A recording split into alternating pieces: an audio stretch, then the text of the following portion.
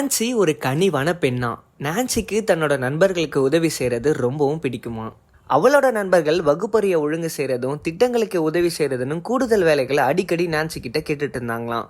Nancy தன்னோட நண்பர்களை கஷ்டப்படுத்த கூடாதுன்னு எப்போ உதவி கேட்டாலும் தவறாம செஞ்சுட்டு இருந்தாங்களாம். அப்படி ஒரு நாள் நான்சியோட நண்பர்கள் விருந்துக்கு அலங்காரம் பண்றதும் கணித பாடத்தை பயிற்சி அளிப்பதும் பாடத்துல குறிப்புகளை எடுக்கவும் எங்களுக்கு உதவி பண்றியான்னு நான்சி கிட்ட கேட்டாங்களாம். வேலை அதிகமா இருந்தும் எனக்கு விருப்பம் இல்லைன்னு நான்சி சொல்லாம எல்லாத்தையும் சமாளிக்கலாம்னு நினைச்சு ஒத்துக்கவும் செஞ்சாலாம். நாட்கள் செல்ல செல்ல நான்சி மன அழுத்தத்தால ரொம்பவும் பாதிக்கப்பட்டாலாம். அவளுக்கு தான் படிக்கிற வேலை இருந்தும் அதுல கவனம் செலுத்த முடியாம ரொம்பவும் சோர்வா உணர்ந்தாலாம். இந்த ஒரு காரணத்தால தன்னோட வீட்டு பாடத்திலையும் நான்சியால கவனம் செலுத்த முடியாம இருந்தாலாம். அப்படி ஒரு நாள் நான்சியோட டீச்சர் நான்சியை பார்த்து, நீ ஏன் இவ்வளவு சோர்வா இருக்க, நீ ரொம்பவும் வேலையா இருக்க மாதிரி இருக்கே, எல்லாம் சரியா போகுதான்னு கேட்டாங்களாம்.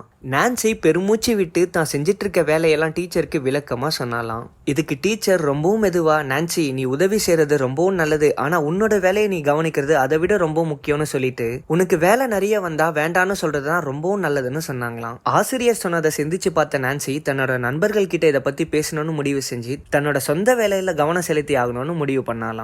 நான்சியோட நண்பர்கள் நான்சி சொல்றதை புரிஞ்சுட்டு நன்றியும் சொன்னாங்களாம். அன்னையில இருந்து வேண்டாம் வரலன்னு சொல்ல நான்சி கத்துக்கிட்டது மட்டும் இல்லாம தன்னோட நேரத்தை சரியா பயன்படுத்தினா மற்றவங்களுக்கு உதவி செய்யலான்னு முடிவும் பண்ணலாம். குழந்தைகளே, இந்த கதையில இருந்து நம்ம கத்துக்க வேண்டியது என்னன்னா, சில நேரத்துல இல்லைன்னு சொல்ல நம்ம கத்துக்கிட்டே ஆகணும். இது மாதிரி வீடியோஸ் பார்க்கணும்னா சேனலை சப்ஸ்கிரைப் பண்ணுங்க.